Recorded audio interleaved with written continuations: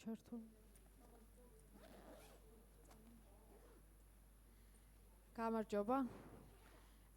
მოგესალმებით და ინგლისურზე გადავალ. Hello everyone, thank you for coming. I know a lot more of are watching us on live stream.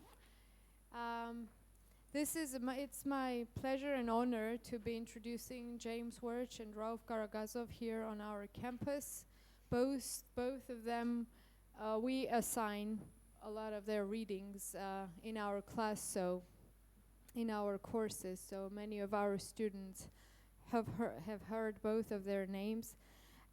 We will have 20 to 30 minute talks for each of them, and then you can ask questions.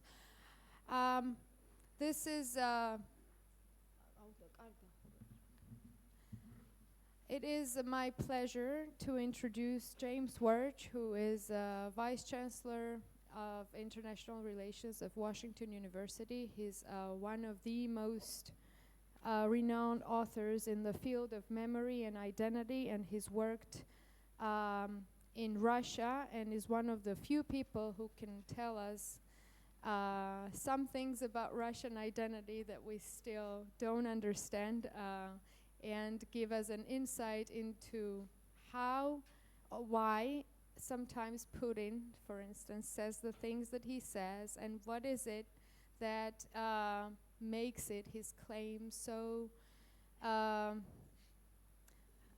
valuable and acceptable to the Russian public. So I think this is going to be an interesting talk in this historical moment for us. And I'm also pleased to introduce Rauf who is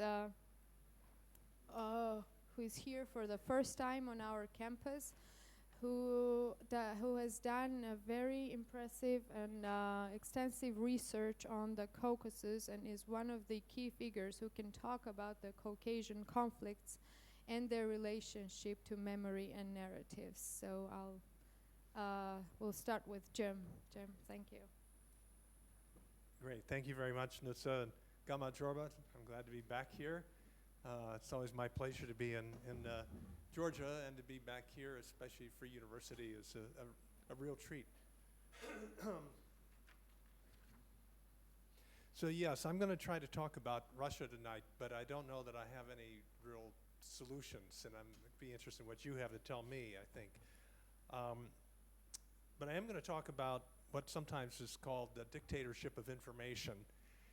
If I ask people here or in Russia or in the United States, why does Putin have an 80% popularity rating, especially after the problems they're having now in Ukraine, for example, and a lot of the first answer usually is because he controls the information, he controls the media, etc. And I want to explore that tonight, including on the basis of some Russian colleagues' ideas, but suggest that that's not a very good answer. So for example, if we look back in October, there's a sudden shift in public opinion, and public discussion anyway, in Russia from Ukraine to Syria. And we want to know why is there a sudden shift in opinion, say, over Georgia or over Ukraine or over Syria. And basically you have a lot of people talking about a top-down hypothesis. The state controls the media, the people don't know anything other than what they learn in schools, etc. But I want to talk more today about a bottom-up hypothesis.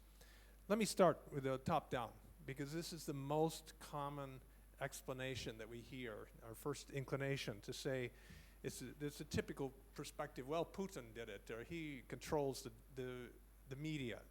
But Russians themselves talk about this. So I have some quotes from a minority perspective in Russia. It comes from Radio Svoboda, a discussion in October on the archaeology of consciousness. There's maybe some of you listen to this once in a while. Sergei Medvedev talks about Russian consciousness there, and he had on that day some guests, including Alexander Asmolov here, who's a colleague of both Rauf's and mine, a psychologist in Moscow. And of course, these are not maybe mainstream or majority opinion holders in Russia, but they do know Russia very well, and they're asking, you know, how can this kind of thing happen? How can a shift in public opinion happen so quickly? And the case they're talking about here was introduced by Medvedev that day. He said, what happened over the past few days, this is in October, just a couple months ago, 3 months ago or so, what happened over the past few days presents a completely fantastic picture. For the past year and a half, Russian mass consciousness was completely and fully focused on Ukraine. And suddenly, literally in the course of a few days, people were told, enough thinking about Ukraine, think about Syria, and the Russian mass consciousness instantly turns its attention to Syria. Now this is a Russian analyst thinking about Russian, what he's calling mass consciousness or public opinion, and he's asking how is it possible to shift something so much of the center of the news off the news and shift something else onto the center of the news?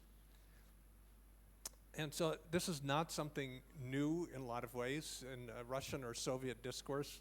There's a long-standing tendency to have suddenly somebody who is a hero one day becomes an enemy of the people the next. But Medvedev's question is, you know, how is it possible? And a lot of times when people talk about this, they say, well, they don't say, but they assume that at least the Russian public opinion, is made up of a bunch of people who have empty vessels for minds, and you fill it up with information one day and put some different information there another day. So this so-called empty vessel hypothesis says that Arhangelski, one of the other commentators or discussants here, says, you know, there's an absence of conviction or beliefs in post-Soviet Russian consciousness. He says people don't believe in anything, so whatever Putin tells them today, they'll believe today, and whatever the media tell them tomorrow, they'll believe tomorrow. Or Medvedev, the host of this show, talks about Russian mass consciousness is a tabula rasa. So Surkov writes something new on the blackboard and everybody believes it. Again, these are Russian analysts trying to understand and explain how you can make this massive shift in mass consciousness, what they're calling mass consciousness, in a matter of days. And they don't use the word empty vessel hypothesis, but they are saying there's something that, there's not a belief system, but something you can fill up, and they have this wonderful, this is from the webpage from the show. It's their own image, which is a terrific one. It's called the Informazione Dictatura. What's the secret of Russian propaganda? And you see here that information or ether or something is coming out of the television set, going into the empty head of a Russian television viewer. This is the Russian account that was on the Radio Svoboda that day. But it's not just them, of course, that's saying this. I think this is a very common idea that somehow you can fill up information, fill up these empty vessels with different information and change public opinion overnight. And so this is their image of trying to capture that. Our colleague, Alexander Rasmolov, talks about this, and his version of the top-down hypothesis. The empty vessel image is one version of the top-down hypothesis. And he says, look, there are three, in the radio show, he talks about three archetypes that are crucial for this. First, there's the cult of the all-knowing, all-powerful center in a time of crisis. There's a permanent crisis. It makes people turn to the center for information, for opinion. And as he puts it, Russia is the only country that, quote, narcissistically admires its crises. There's a need for a permanent crisis because that allows the central government to have great control and can shift public opinion, Osmolov is saying. There's an indispensable need for an enemy. This is another second archetype that Osmolov talks about, although you don't have to go to Russia to find this. A lot of people would say right now, America, we have a nice new enemy in Islam. So we used to have the Soviet Union. So this is not just with Russia, but the hypotheses can be applied elsewhere. And there's also what Smolov calls a social anesthesia of propaganda. And here he's drawing on the ideas of Erich Fromm, the escape from freedom idea, where the self disappears into a collective mission hence making individuals much more susceptible to top-down state information. But I want to turn to the alternative and say this does not account for a lot of things, I think, and we need something that's going to be a bottom-up hypothesis, a competing bottom-up hypothesis. And this has to do with the constraints of what some people call cultural DNA. So there is a belief system. We're saying it's not an empty vessel we're talking about here. It's not a tabula rasa. There's an underlying code that's shared by a collective that makes people actually share in certain ways, certain viewpoints that then, yes, they can be shaped by the media, but they in turn shape the media themselves.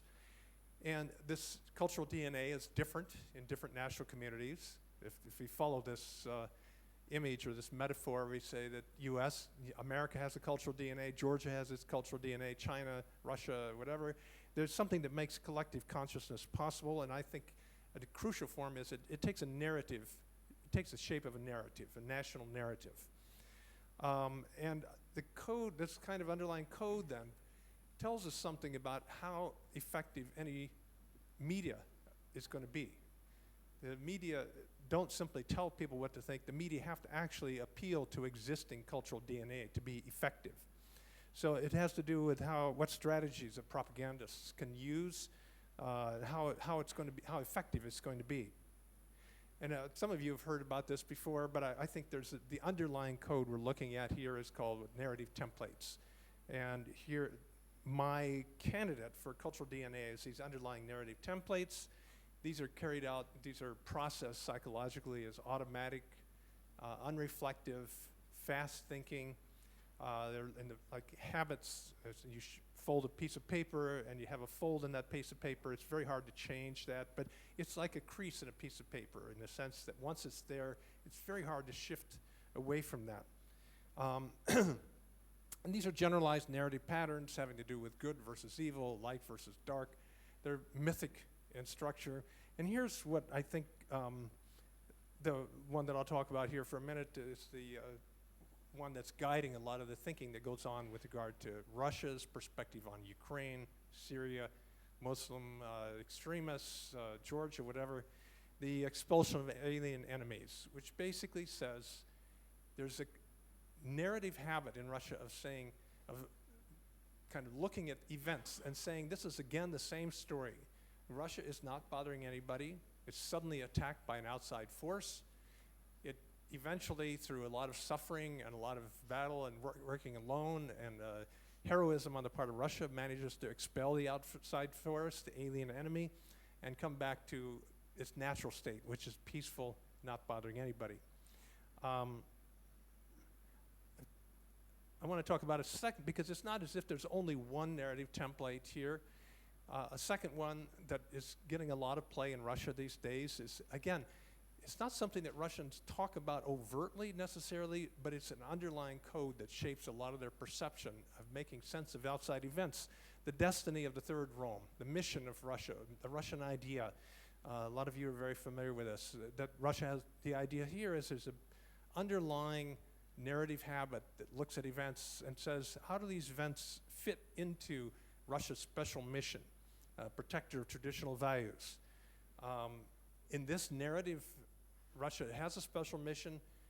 It sometimes fails to live up to that mission until the real Russian soul is kind of reactivated and then comes back to the taking on leadership role that it should have. Not only for itself, but for all of Europe and all of Eurasia, depending on your particular version of this.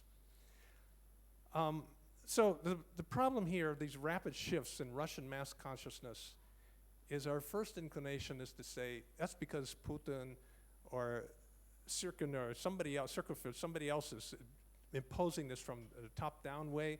I say, no, there's something else that we have to understand. We have to understand this cultural DNA. And the bottom line of this really is not simply that there is cultural DNA, but how do we manage cultural DNA when Russian cultural DNA comes into contact with Georgian or Ukrainian or US cultural DNA, when we have very frustrating, hostile kinds of encounters. And we look at people from another society, we say, how could you possibly believe that and have no way of understanding it? And we get very frustrated with that. And they're looking at me as an American sometimes and also say, how could you possibly believe that? You in America, you really think you have some kind of mission to bring liberty to other people? Russians have a hard time believing that. Yes, we do believe that in a certain way. Chinese have a hard time believing that. So the point here is, ultimately, we need to find ways to manage the conflicts that come out of these cultural DNA clashes. They're so deep that we don't even know what we're arguing about a lot of times. And two ways that I mentioned that give us some control over these. One, when we talk about cultural DNA, we're talking about collective memory, national memory. Memory is something that's done non-consciously, non-analytically, unreflectively. History, exactly what you do in universities, for example, when you study history, history is also an account of the past, but it's an account that tries to be analytic and reflective and critical. And so we have to continue to think about ways of doing research in history and teaching history that allow us to have some distance, so we're not trapped so simply in our cultural DNA. And secondly, we have to have something we're not very good at in America many times. We have to have some humility about the truths that we think about the past or about the way the world is. Not just analytic distance from history, but some idea that before we make certain assertions or follow certain paths or make decisions, we need to have a little bit of humility about how do we know this is really the case? Is it possible that we could be wrong in what we're assuming, what we see in Russian action or in Ukrainian action or in action in some political action in the Middle East? So these are just some thoughts. The one thing I would want to leave you with is that our first inclination to say the reason that Russia is doing what it's doing in Ukraine or Syria or Georgia is because Putin is telling people. I think we have to come up with a better understanding and understand that it's much deeper kind of societal kind of difference we're talking about here, rather than some controlling genius that controls everything below that. There's kind of a naive hope in America a lot of times. If we could just get rid of Putin, then the Russians would be more like us. No, if this is correct, we're saying the bottom-up hypothesis, the cultural DNA says, no, that's naive, and it's actually dangerous to think that that's the core source of our problems. And hence, we have to move on to these other kinds of solutions if we're going to be successful. Okay, let me stop and have Rauf talk, and then I'd love to hear what you have. I think probably more wisdom than I on some of these things you have to say to me on this. So, Rauf.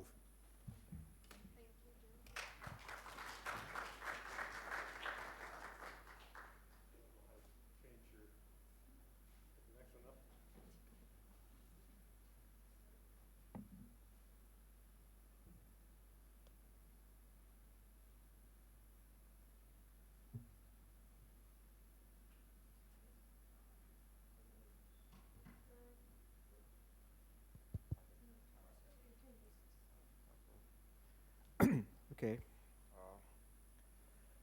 First of all, I'm very grateful to inviting me to Free University. I heard about this university. That's very smart guys studying here.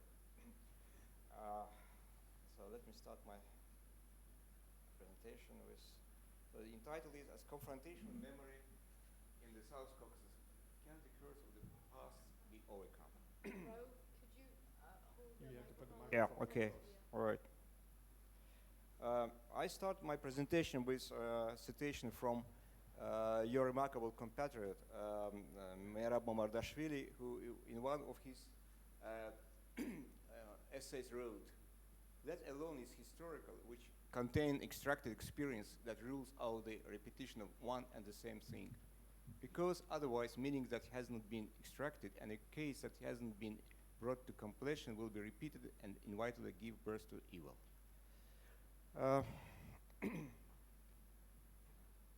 Conflicts and wars that have taken place in the Caucasus in the last decades after the collapse of the Soviet Union to a great extent replicate what happened in this region after the collapse of the Russian Empire 1 century ago. So this repetition is indication that lessons were not learned and probably meanings were not extracted. So in my presentation, I will try to outline at least briefly some ideas regarding the reasons of this repetition, the reasons of conflicts, and how we can deal with this in the future. So in my opinion, collective memory is one of the main forces, is one of the main factors that underlie this, that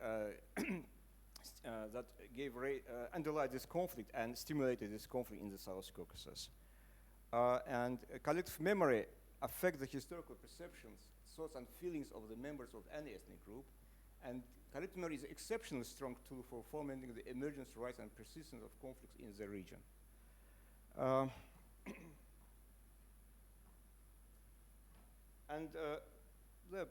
There's a lot of young people are here, so probably you don't remember or you don't know about a period of so-called glasnost policy, which was announced in the Soviet Union in 1985.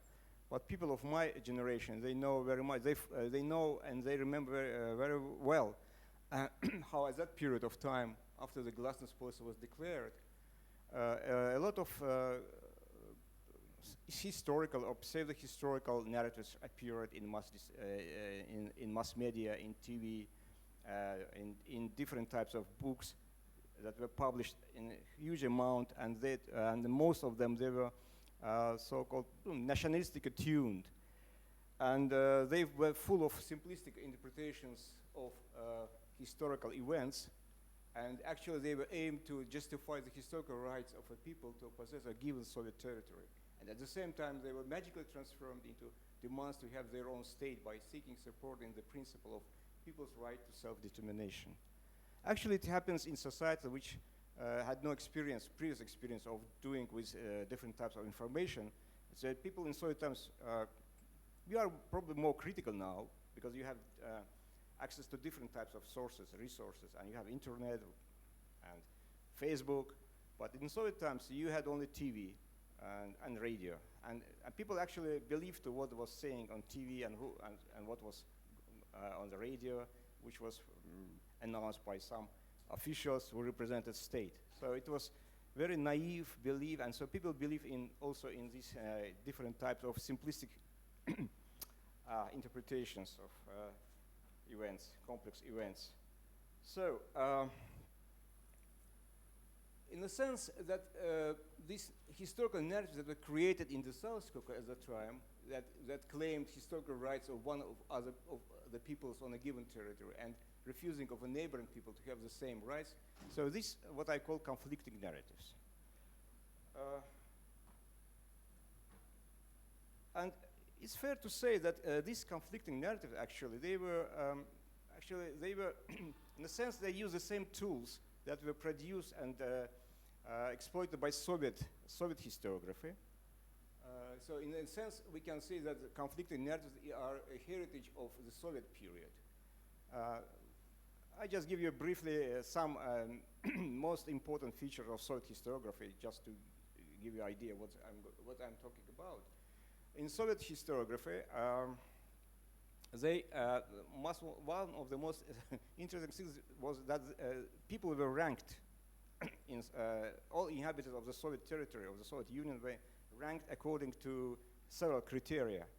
So they were titular nations, minorities, autochthonous people, it means people formed or originated in the place where they were current residents, and actually autochthonous peoples and population size, along with some other qualities, were considered as the most important criteria in ranking the population. So people were categorized in this schema, and according to this ranking, according to this categorization, people were granted by different forms of administrative territorial units. So one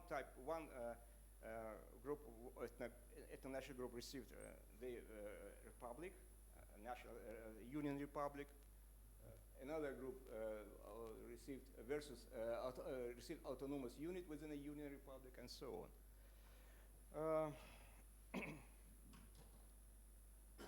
In a sense, it wasn't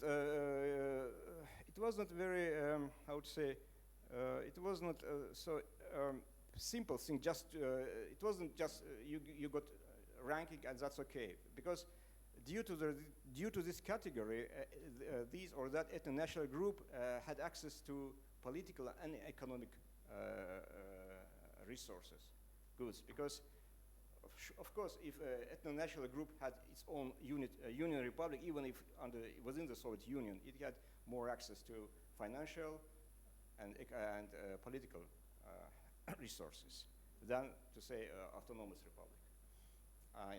And also that's why every ethno-national group in the Soviet period sought to testify to the antiquity of its origin and residence in the given territory from times immemorial by creating historical narratives and national historiographies. So, in brief, here is some basic principles of Soviet historiography which make sense when we turn to the post-Soviet national narratives.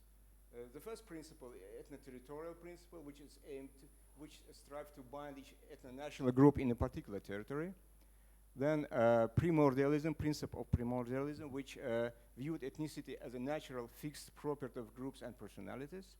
And there was also interesting theory of ethnogenesis, which was very popular in Soviet period, which suggested scientific explanation of the formation of the given people in the given territory from the time immemorial to nowadays.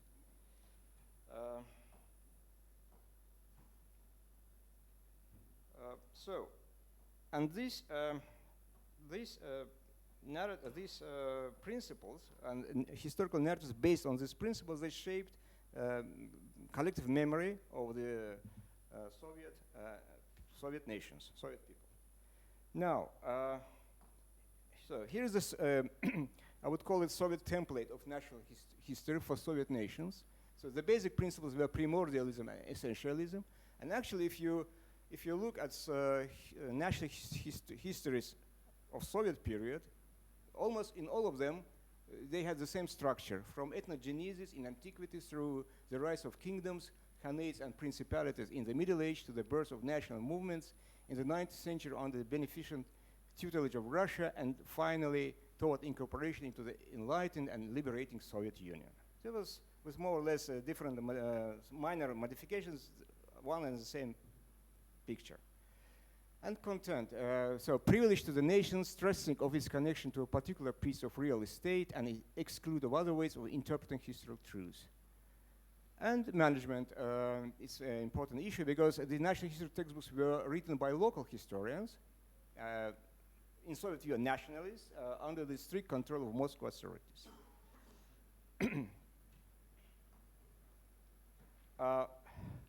So, in one sense, we can say that historical narratives were based on Soviet principles of writing history, but also in this regard, in this sense, in connection with this, it's very important to put into attention the socio-cultural model of collective memory developed by Jim Wirch, because it also makes sense for our consideration, future consideration. According to Jim, according to this socio-cultural model of collective memory, historical narratives, different types of historical narratives, annals, chronicle, history textbooks are cultural tools that promote collective remembering. And in this way, certain properties of narrative shape the collective remembering process. And we should distinguish between two types of narratives, specific narratives and schematic narrative templates. This is basic ideas of socio-cultural model. So specific narratives are surface texts that include concrete information about the particular times, places, and actors involved in events from the past. So, and schematic narrative templates are abstract and generalized narrative form underlying diverse narratives. And also it's a basic model for constructing plot lines for the most important historical events, even when they do not fit well within this schema. And I give you one example of this template, because in fact, national histories written in the Soviet period, they were written also not only they preserved based on Soviet principles of Soviet historiography, but also some of them preserved templates that age to the Middle Ages. And as one of the examples, I give you Armenian schematic narrative template, which I called a faithful people, though surrounded and tormented by enemies. So they start, which include 4 components. The starting situation, the golden age. The Armenian people are living in a glorious and valiant time, which is undermined by hostile intrigues, as a consequence of which the Armenians experience enormous torments and sufferings. But if they remain steadfast in their faith, and then the concept of faith was replaced in the 19th century, in the middle of the century, by nation, the concept of nation, they overcome their enemies. If they depart from the faith, they suffer defeat. So this is Armenian schematic narrative template, which was preserved in Soviet textbooks, and I give you as illustration of this template. This is the map of Great Armenia from the history textbook, the history of Armenian people for the 8th grade of secondary school year in 1970. It was published in 1970. So you can see on this map the Velika Armenia, the Great Armenia, which huge territory which include territories of neighboring states, neighboring countries, you know. Oh yeah, sure. Yeah. No. Yeah. Yeah, it's very interesting, actually. So this was a map from Soviet history textbook, actually. And what's more interesting, it also, this history textbook included information about Karabakh, and actually Karabakh at that time was territory of Azerbaijan SSR, so neighbor brother country, state.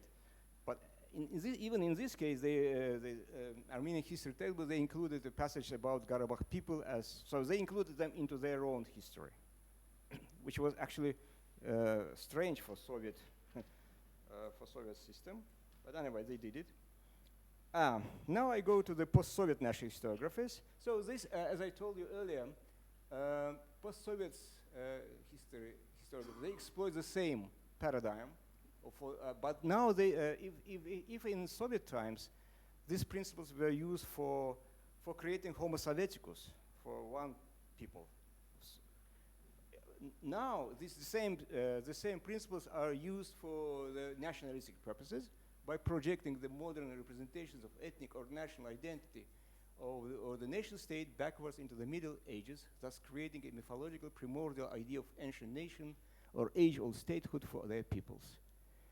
And now these post-Soviet history narratives, they're full of such kind of stories when, for instance, our people are native and others are newcomers. And also we are victims and others are victimizers. So if you look at Azerbaijan and Armenian history textbooks, you probably see this, that all this history is constructed along with this dichotomous division.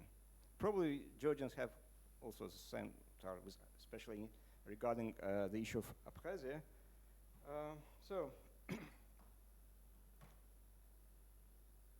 So this is a list of basic methodological faults of post-Soviet history textbooks.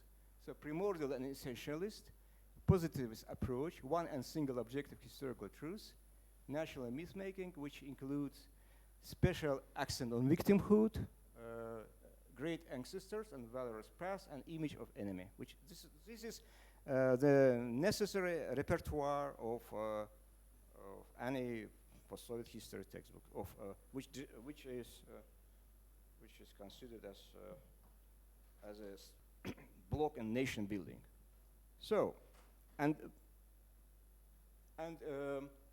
since the collapse of the Soviet Union, local elites, political elites in all 3 countries of the South Caucasus, they definitely supported directly and indirectly this type of historical narratives.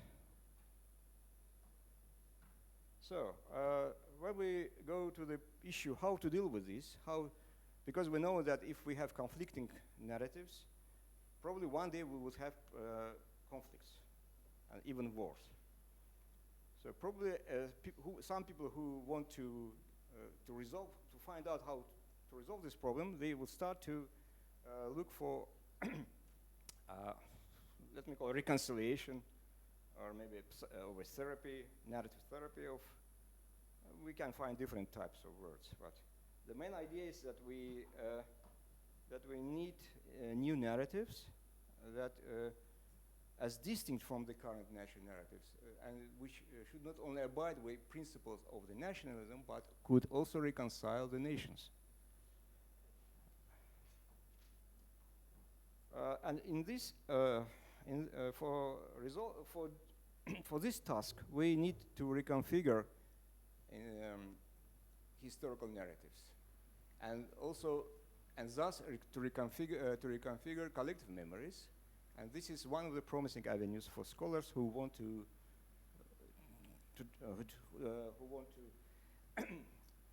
to do some kind of piecework in the region.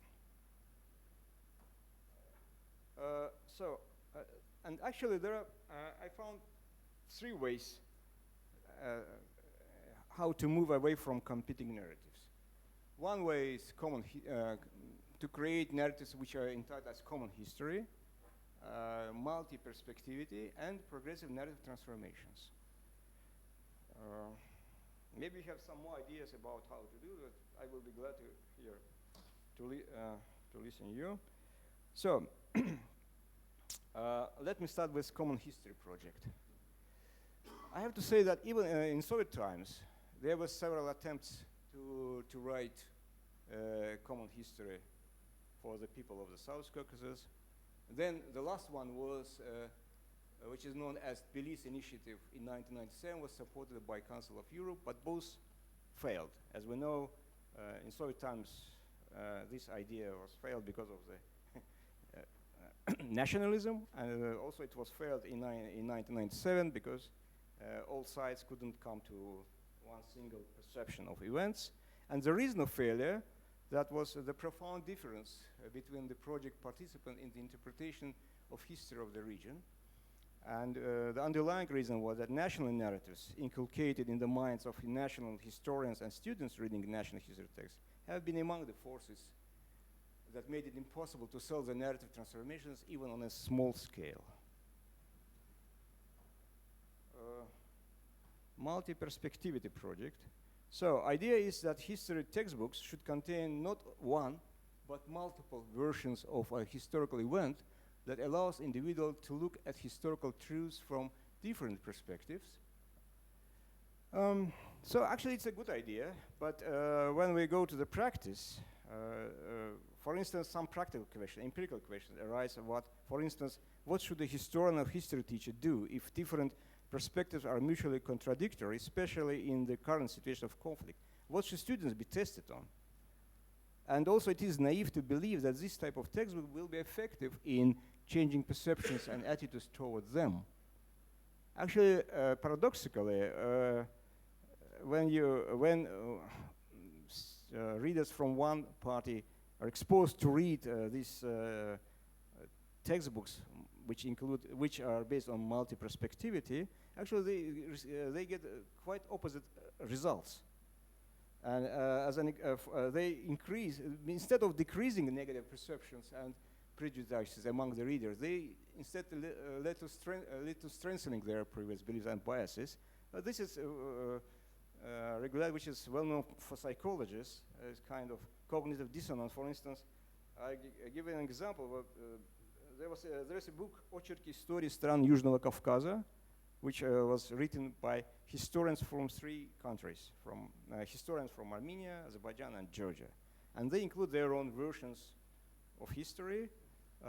But when I asked students to evaluate in Azerbaijan, for instance, they started to read Armenian version and tried to find the faults, the mistakes, you know. They tried to find arguments supporting their own vision of this story. So I guess that probably the same would happen with Armenian students. So it's not very helpful.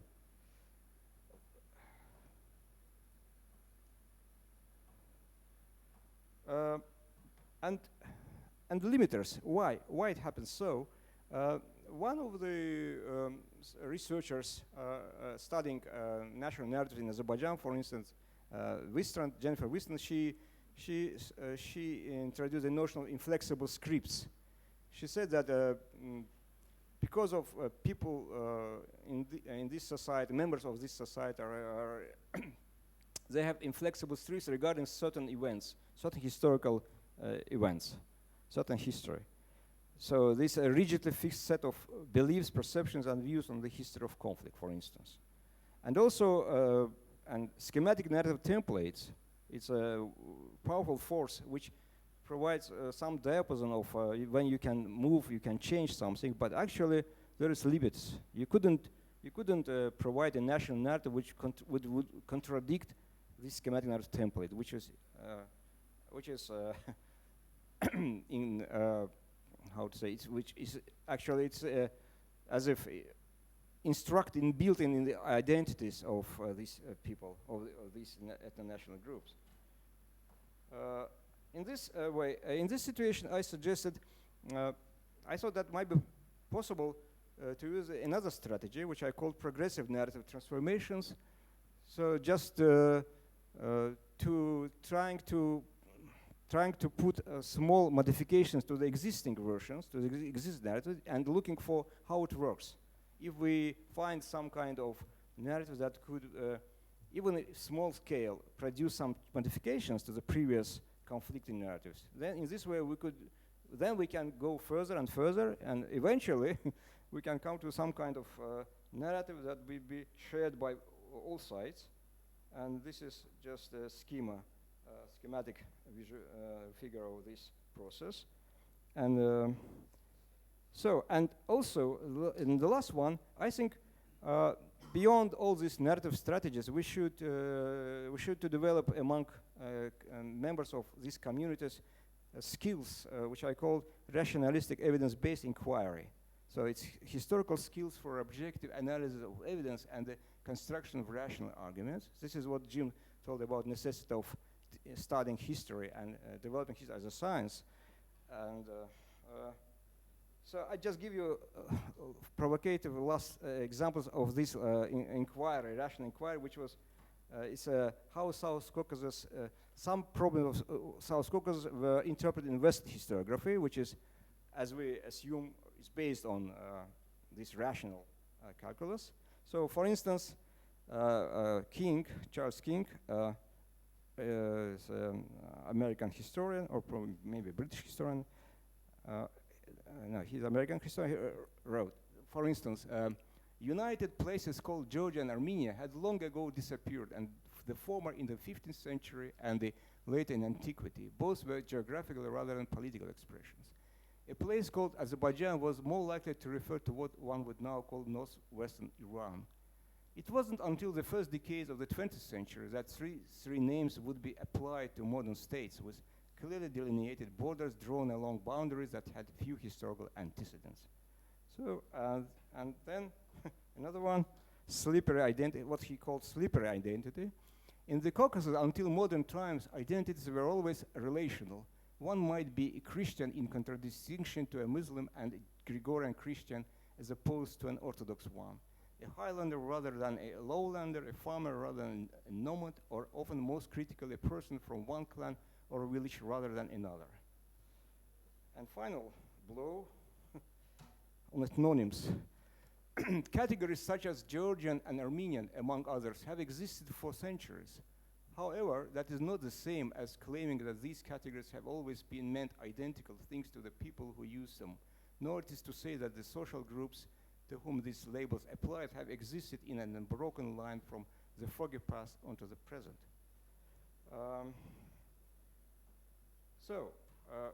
And my last point that actually we need to decide which politics of memory to choose. Continue the line of creating national mythologies or to recognize and interpret the past from the standpoint of the future. It's kind of dilemma. The future in the name of the past or the past in the name of the future.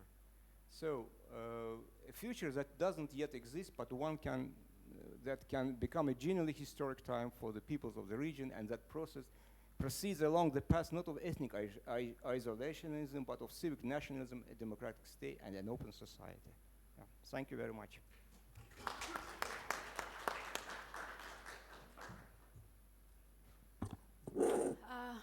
questions, if you can ask questions, if you have some.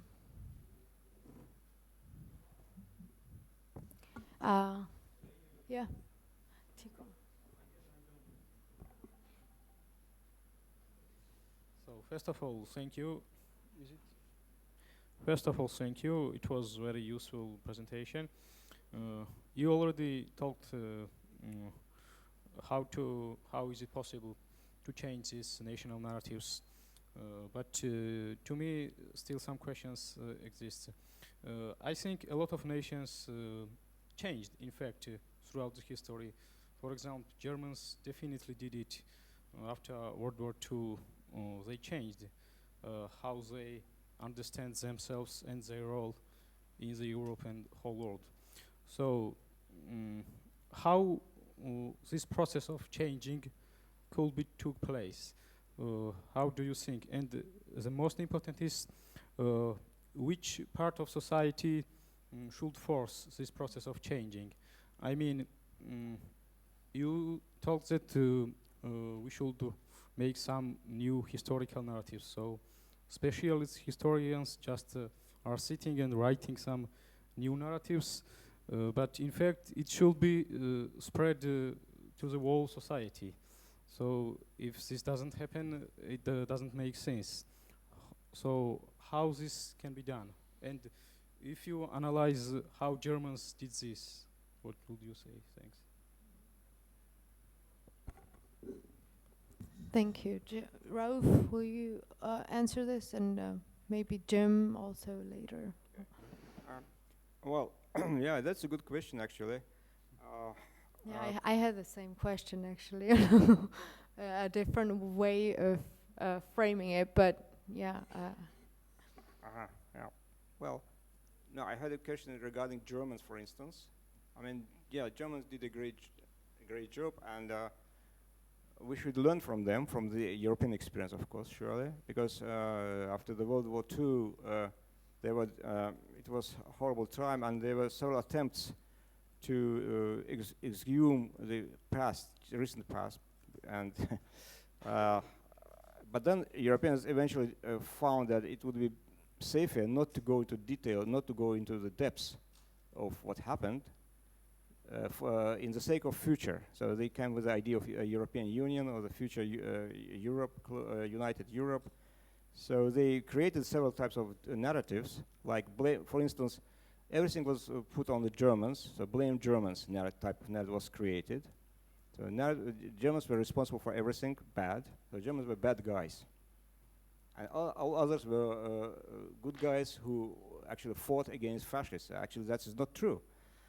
And so, but they decided to construct this type of narratives. They created them, and they and also Germans, because Germans were they were defeated.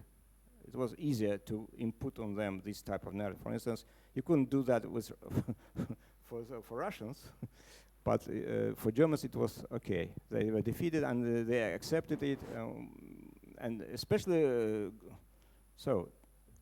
That's how it worked. So this was created intentionally. Regarding the South Caucasus, yeah, it's a it's a complicated issue because of so many people are living here, different ethno-national groups with their own memories, and often memories contradicted each. They're full of stories contradicting one group of people to another. They remember so much details of historical past. It might be easier to forget them, to forget all these troubles, and start new project of, let me call it, the United Caucasus. So we can think about that, yeah. And probably politicians should do something, of course, because historians are they are national-minded people. They are safeguards of the nation. So it could be very difficult for them just to suggest them, no, you should write quite different story, not just saying that your people are great and other people are stupid. But it's difficult, yeah. Yeah, the one thing I'd point out is that Germany is maybe the only nation that's done this. It's a special case in that respect. So you pick a very good example to make your point.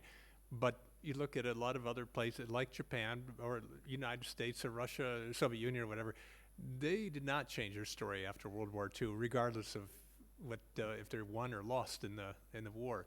And I think part of Germany's case was a lot of external pressure, but a lot of self-reflection, and it's an amazing. It's the only case I know of a nation that's done this for 70 years, kind of reflected and been very self-critical in that respect. And part of it is, it was the second time they lost a war in the 20th century.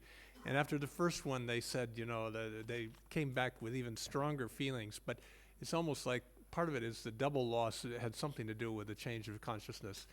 But the main thing I would say, if we take Germany as an example, it's a very good one, but it's also maybe the only one where you find this kind of fundamental change of that sort.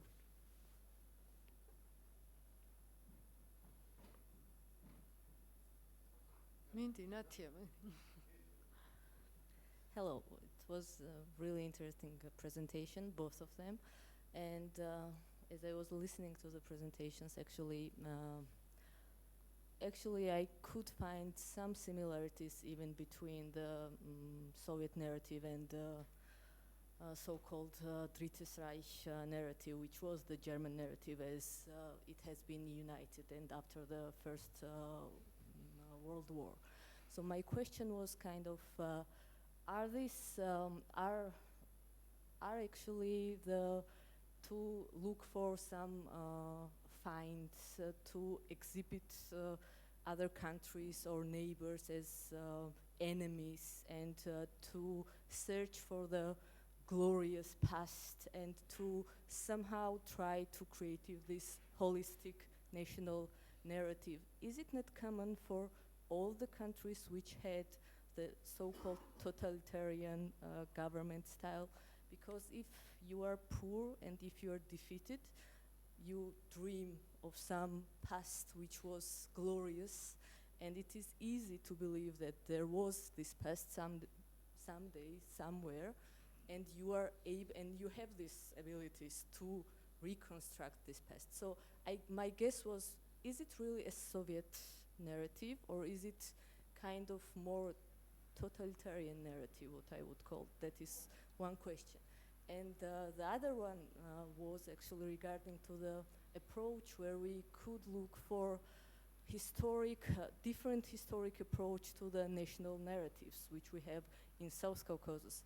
And my guess is that the main problem would be to find, because your offer was, as I understood, it was kind of to try to analyze more scientifically, rationally, the evidence-based method of history, which would be very, very difficult in Georgia especially. I don't know how the situation is in Azerbaijan or Armenia, because we have really lack of first sources, first historic materials and evidences. So the nationalist narratives which are in place now in Georgia, they have very, very high grade of generalization. So how could we construct evidence-based and rational narrative if we don't have the evidences? So that is my second question. Natia is a lawyer, so you can tell where she's coming from. Did you want to answer that and then move to Nicolo's question? On the second one here, this is one of the issues and the special properties of narrative as a tool, because this is not just a fact about information. I can give you a great example, a thing that was surprising to me initially. Russians and Americans have completely different ideas about why America dropped the atomic bomb in Hiroshima. For virtually all Americans, obviously it was to stop the war, and it succeeded. It made the Japanese surrender. The first time I had this conversation in the Soviet period with a very good friend who was very pro-American, but he looked at me and said, "You can't really believe that, Jim. Everybody knows, and probably all of you have heard a version of this, America dropped the bomb in order to intimidate Stalin and the Soviet Union." Well, there's information, there's good factual-based evidence on both sides of that. There are memos that you can find where Truman says we want to scare Uncle Joe, but there are also plans that say, no, this will stop the war. The difference is the way that those are captured in judgments, narrative judgments, and there's no evidence that can tell you which narrative judgment is right. And that's why we have to go to these, in my view anyway, you can do a lot of good analytic history that's useful, but you still run up against this problem, and that's why the best we can do many times is to appreciate that there is another perspective. You might disagree with it, and you might say that's just based on your paranoia, but at least I understand where this is coming from, because otherwise we get very angry with each other. We say you're brainwashed, or you're just lying, and that's when we get it to be at our worst, I think. So the problem, we cannot understand the past without using narratives, but by using narratives, we inject an element of judgment into them, values, mythic values that we can't get out of at the same time. That's what part of this is about, to get some distance to understand why we get in these positions. Yeah, Rauf, did you want to add something? No, I just wanted to go back to Natia's first question. And Jim, since you've, and I think it's interesting to see if there is some kind of correlation between the historic experiences that the nations go through and then the narratives that they come up with. And since you've worked on the narratives of different cultures and countries, would you agree what Natia suggested, that there's a specific kind of narrative that pops up in places where you have a totalitarian regime, the past with the totalitarian regimes, or with the failure to be a successful nation state, if that's the right reformulation? I think when I talk to Russians, or to a lot of audiences, about this narrative template of expulsion of alien enemies, they say, well, yeah, of course they have that, because that's happened all the time. That presupposes that a narrative just reflects reality of what happened. But then it becomes very surprising to an American audience when the people like Solzhenitsyn could say, actually communism was an alien enemy. This is totally confusing to Americans. We thought communism was a Soviet thing, that you were trying to defeat America.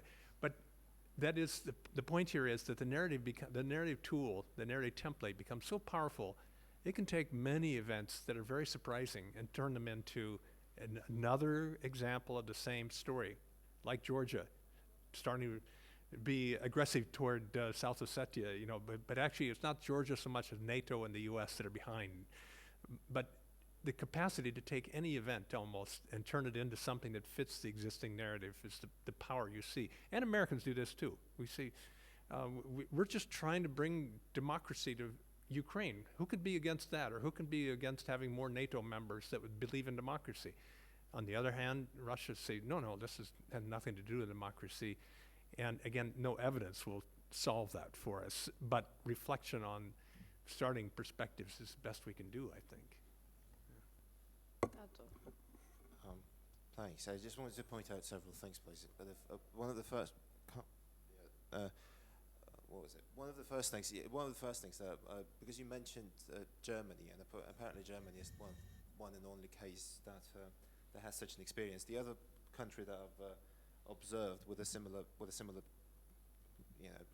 memory problem is Croatia, and I think Croatia has dealt with a similar trauma or similar shame that Germany has experienced pretty much the same way. I think it's an interesting case to observe how they deal with the shame of what they've done, and how it's quite similar to what Germany is going now through. The other thing that I was also interested is, just to answer to Rauf's presentation, is the possible or impossible reconciliation of memories. One of the important aspects is obviously denial, right? Denial of something is not just forgetting something. Denial, for example, take genocide, for example, right? Denial of a genocide is a part of a genocide. It's not just something that happened after the genocide. It's a part from the victim's perspective, right? It's a part of the genocide, right? Recently, I was reading about the Polish-Ukrainian controversy recently. The Banderas, groups that have exterminated just under 100,000 Poles. Right? What do you call this event? What really happened there? Because they really wanted to commemorate this thing together, and they called it a tragedy, right? You either actually what the truth is that it's either a genocide or it's not a genocide. You either killed them or you did not kill them. It's not, you can't really find a middle ground there. It's either or, really. You either call it something or you don't call it something. And the reason I'm saying that is I'm more pessimistic towards these kinds of reconciliation, really. And the third thing I just wanted to point my point of view is that this I can't really agree with this traditional notion of religious identity turning into a national identity at some point, specifically in the Armenian case, because I think that already in the medieval period, especially the Armenians, unlike Western Europeans, for example, have developed this idea of ethnie, as it were, in the French way, of ethnic group which shares similar, same cultural memory, linguistic identity, a vague understanding of not of boundaries, boundaries as such, but of the space that they occupy, common shared history, ancestry, and so on. So I'm not really sure that that this traditional idea of a specific religious identity turning into national identity is still valid. I'm more or less skeptical in that respect. And the other thing, just to answer to Natia's question, obviously the lack of sources is always the scarcity of sources is always an obstacle, but also an abundance of sources is sometimes problematic too, which is very problematic for someone who works in Caucasian studies, and this is something we've all observed recently. Thank you. With just observations. Yeah, that was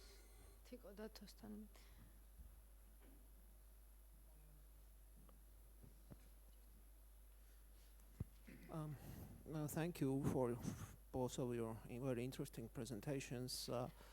And I would start with the epigraph of the second presentation, a citation from Mardashvili, talking about history and saying that it's an event or a sequence of events extracted from time which can never be repeated, which is very specifically modern understanding of history and historical time.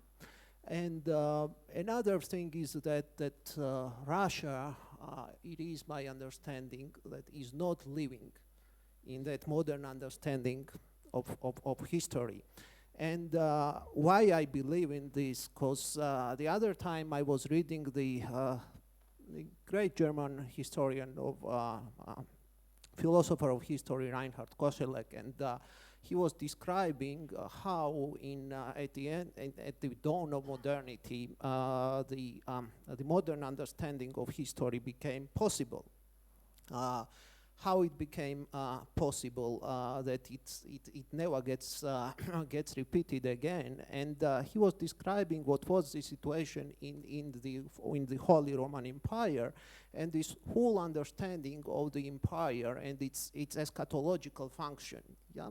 And what you talked about the ongoing crisis, the coming catastrophe, the coming eschatology, the coming end of the times, which was the function of the empire to defer, and how it became possible only after the Reformation destroyed it. This entire understanding, the disenchanted understanding, which said that there is an empire, there is this providential plan in history, and the empire has the role in it. How only after this, the modern understanding of history became possible, because when you have the older understanding, that sort of understanding, this big providential picture of image, only in this case you can connect something like Russian Empire or Soviet Union or more even Putin's Russia and say that is something similar to the Third Rome or something like, or to Byzantine Empire or something like that. Everything, this collapses once you have the disenchantment. You no longer have the mindset, what you called the cultural DNA, or you can call it, for example, Charles Taylor calls it social imaginary. You know how people imagine the society around them and their place inside and the social world.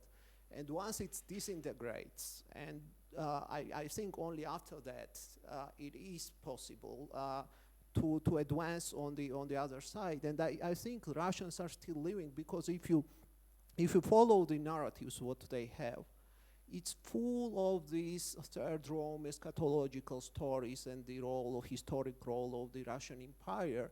And I was following, and even now, everyone knows that even in ISIS has this eschatological vision of the end of the world and something like that, and how Russians are trying to somehow connect their role as a Christian empire with the Iran, whose clerics also have that sort of eschatological vision, in a clash of that sort of the latter day to be played out in the Middle East. And the sad story in that is that then I was reading that that narrative what Koselleck was giving that came and with Reformation, and the Reformation was accompanied with a political catastrophe that was the religious wars.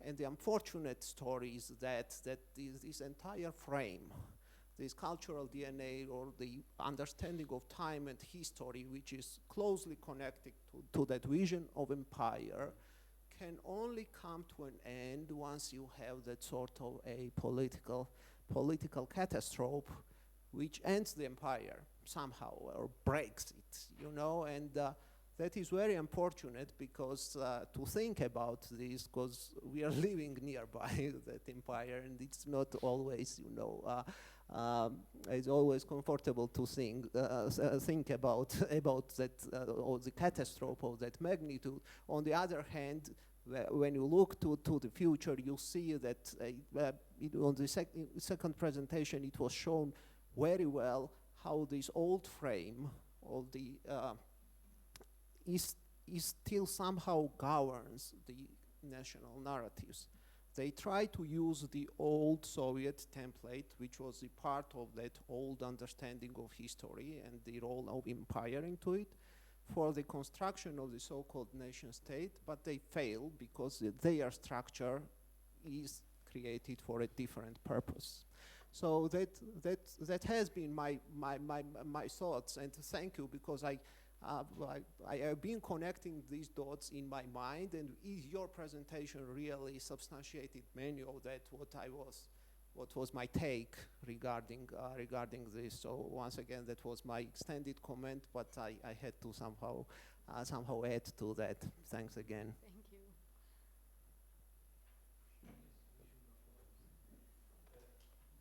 I think we need a clap to that comment. Thank you. Yeah. Thank you. And we can, unless you two want to add something, I think we can. Oh, you want to? I was just thinking about the German example, and actually first thought was that if in Germany, in West Germany, there have not been, if it would not be occupied by US and Great Britain, the case would be much different, because we don't have the same picture in the eastern part of Germany, because it was occupied by Soviets, and their their analysis of the past is really different. And I was just thinking for myself as I was listening to the second presentation, that maybe the West Germany is really the example.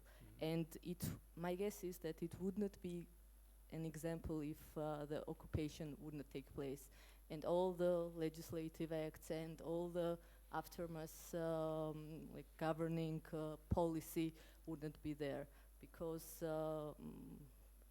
as I have been living there, and their own perception is that after the occupation, even the constitution of Germany was kind of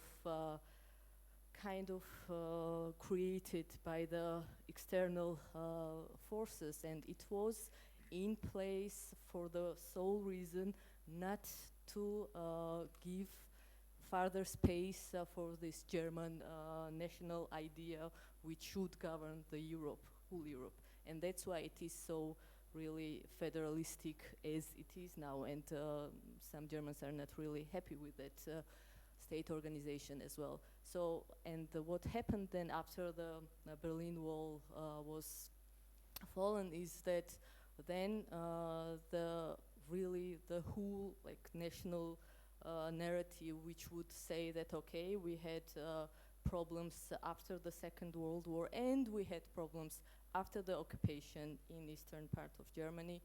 There is not there, because as what I have been reading there, as I have been living there and studying there, is that it's kind of, they are really focused on what happened after the World War, but they didn't really investigate it, what happened in the eastern part.